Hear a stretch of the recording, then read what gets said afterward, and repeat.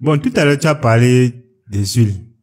Donc, il y a nos briseurs de porc, nos mamans qui font les beignets, en fait, parce que tous les commerces qui tournent avec tout de l'huile. Généralement, ils utilisent la même huile. Déjà, est-ce que l'huile raffinée est recommandée pour avoir une bonne santé? Et ou encore, est-ce que nos huiles traditionnelles, l'huile rouge communément appelée, aussi est recommandée pour entretenir une bonne santé? Et maintenant, qu'est-ce qu'il faut, quelles sont les attitudes qu'on peut prendre vis-à-vis de cette huile-là? Comment est-ce qu'on peut exploiter cette huile-là pour rester en bonne santé? Alors, le problème avec l'huile, comme avec n'importe quel autre produit industriel, c'est que du moment où ça devient industriel, ça devient dangereux pour la santé si ce n'est pas contrôlé. Qu'importe le type d'huile. Parce que, j'aime toujours le dire, l'huile provient des matières premières. Par exemple, on va avoir une huile qui va être produite à base d'arachide. Il y a une huile qu'on va produire avec le soja. Il y a une huile qu'on va produire avec les noix de palme, et ainsi de suite. Donc, il y a d'abord la matière première qui découle de l'agriculture. Mais le problème qui se pose, c'est que l'agriculture là se fait comment? Parfois, ça se fait en utilisant des produits qui sont déjà à la base dangereux pour la santé. Parce qu'on veut produire des quantités très importantes. Parce qu'on veut produire de façon industrielle. Donc, du coup, on se retrouve avec des noix qui sont dangereuses pour la santé. Quand on regarde la manière dont c'était produit, on se retrouve avec des arachides qui sont dangereuses pour la santé. Parce que la manière dont cela a été cultivé a été fait avec des produits qui sont eux aussi toxiques. Donc, ce qui fait que pour d'abord faire l'huile, on a déjà des produits à la base qui sont déjà dangereux. Et comme si ça ne suffisait pas, pendant la production ou pendant le processus de transformation dans les usines, on utilise encore des produits dangereux. Ça veut dire, on a envie d'avoir une grande quantité d'huile en utilisant un peu d'arachide. On va utiliser des produits dangereux. On va ajouter d'autres intrants dangereux. Ce qui fait qu'au final, on va se retrouver la plupart des fois avec un produit industriel qui est déjà dangereux parce que trop transformé, parce qu'on a utilisé trop de produits chimiques à l'intérieur. Et comme si tout ça ne suffisait pas, ces huiles vont être utilisées en cuisine sans respecter certaines consignes. Parfois, on va trop chauffer. Parfois, on va utiliser trop longtemps.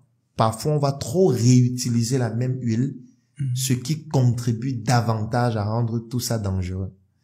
Est-ce que ça veut dire qu'il ne faut plus consommer? Non. Mais il faudrait quand même avoir une certaine attitude alimentaire et diététique qui permet de pouvoir, même lorsqu'on a consommé ce qui est dangereux, pouvoir l'éliminer assez facilement. C'est pour ça que l'activité physique est fondamentale. Parce que la question que chacun doit se poser, c'est, étant donné que ce que je consomme est dangereux, comment je fais pour éliminer ça de mon corps? Tu regardes directement, on élimine par quoi? On peut éliminer par la peau, qui a une fonction d'excrétion, qui peut être la sueur. Comment on fait pour que la sueur coule? Il faut faire une activité physique, il faut bouger. Ça permet d'enlever une grande partie. Quel est l'autre moyen par lequel on peut enlever cela de notre organisme? Par les urines. Comment on fait pour que les urines soient de qualité? Il faut boire beaucoup d'eau. Quand tu bois beaucoup d'eau, les urines seront de qualité. Ça va permettre d'enlever une bonne partie. Ça va permettre aussi même que la sueur aussi, parce que la sueur même, c'est aussi de l'eau. Et vous allez remarquer, quand vous ne vous hydratez pas bien, votre sueur sent plus mauvais. Oui, elle est plus concentrée parce que le corps ne veut pas faire sortir de l'eau en fait. Donc si tu fais beaucoup de sport et tu ne bois pas beaucoup d'eau, étant donné que tu vas transpirer, le corps ne veut pas que l'eau sorte de l'organisme parce que ton corps il fait d'eau. Un enfant par exemple, un nouveau-né a plus de 90% d'eau. Et plus on grandit, plus la proportion diminue, mais de toutes les façons, on est toujours dans les 50-60%. Donc l'organisme ne veut pas faire sortir cette eau et concentre dans la sueur. C'est pour ça que la sueur va être plus salée et ça va faire que le corps même sente plus mauvais. Donc l'hydratation est fondamentale pour pouvoir éliminer ces mauvaises toxines qu'on consomme avec ces huiles et tous ces autres aliments. Il y a aussi les fécès. Ça veut dire que les sels, il faut donc pouvoir à la fois s'alimenter aussi en utilisant des fruits qui vont permettre à ce que la digestion soit beaucoup plus facile. Il faut boire beaucoup d'eau, il faut pouvoir espacer les repas. Donc, moi, je ne vais pas aller dans la logique de ça, c'est dangereux pour la santé. Moi, je n'ai pas envie d'entrer dans ce discours-là. Tout est dangereux. Parce que à l'ère industrielle, tout est dangereux. Ça, c'est clair. Tout, parce que tout le monde veut gagner de l'argent. Je n'ai pas envie d'entrer dans comment on fait l'huile. Ça va commencer à avoir, les gens auront peur pour rien. Alors qu'en fait, on ne peut pas échapper à ça. Personne ne peut dire désormais il va plus consommer l'huile, qu'il va plus consommer l'huile raffinée ou l'huile d'arachide ou l'huile de ceci. Mais par contre, chacun peut se dire d'accord, étant donné que c'est une huile raffinée, voici comment il faut l'utiliser. Il faut pas qu'on utilise trop la même huile. Il faut pas qu'on chauffe à une température trop élevée. Parce que quand c'est même trop chauffé, ça détruit même les nutriments, surtout lorsqu'on a des vitamines qui sont hydrosolubles, qui vont partir avec les aliments, notamment avec les légumes, les fruits et tout ce qui va avec. Donc moi, je ne veux pas entrer dans un discours qui fait peur aux gens. Je veux que les gens comprennent qu'on est déjà dans un monde qui est biaisé, dans un monde où presque tout est mauvais parce que tout a été industrialisé. Donc soit vous contrôlez vous-même votre production. C'est-à-dire que c'est toi qui fais toi-même ton agriculture, tu sais que tu n'utilises pas les pesticides, tu sais que tu utilises vraiment l'engrais biologique, que tout est correct, tu transformes simplement, naturellement, la pression à froid et tout ce qui va avec, fait maison. Là, peut-être on peut dire que tu contrôles ce que tu fais, mais étant donné que tu vas aller dans un marché, tu vas acheter des choses faites par des gens que tu ne connais pas, dans des conditions que tu ne connais pas, sache que tu dois te concentrer sur comment j'élimine ça.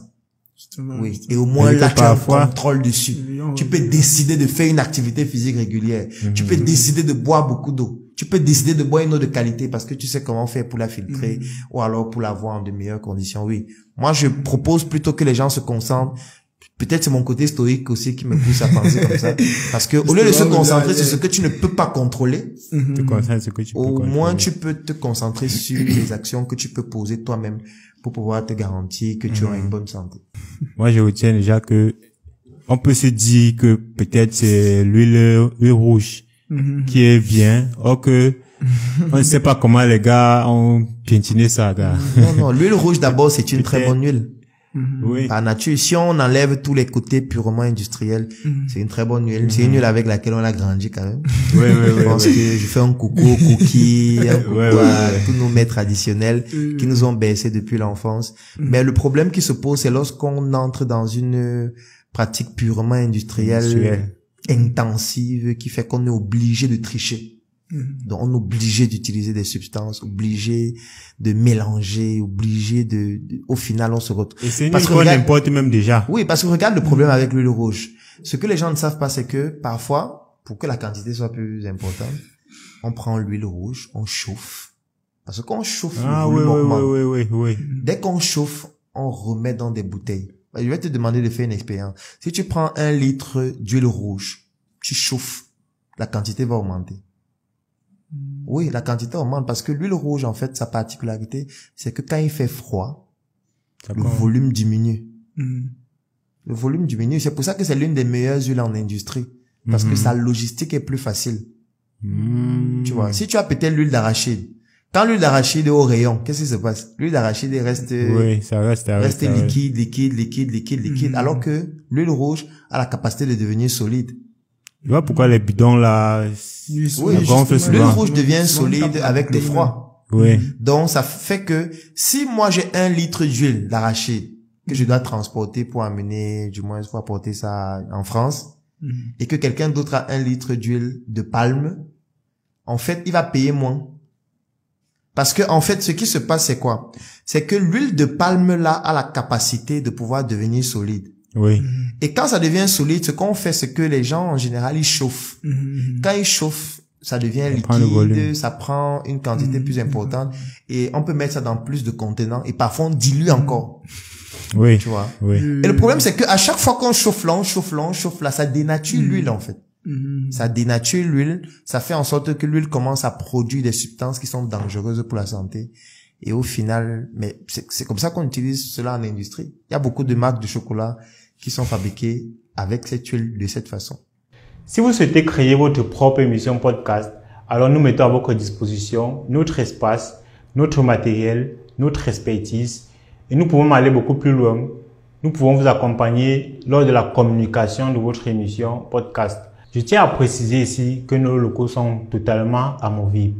C'est-à-dire nous pouvons créer 10 émissions podcast dans ces studios et chacune de ces émissions auront un décor entièrement différent de l'autre.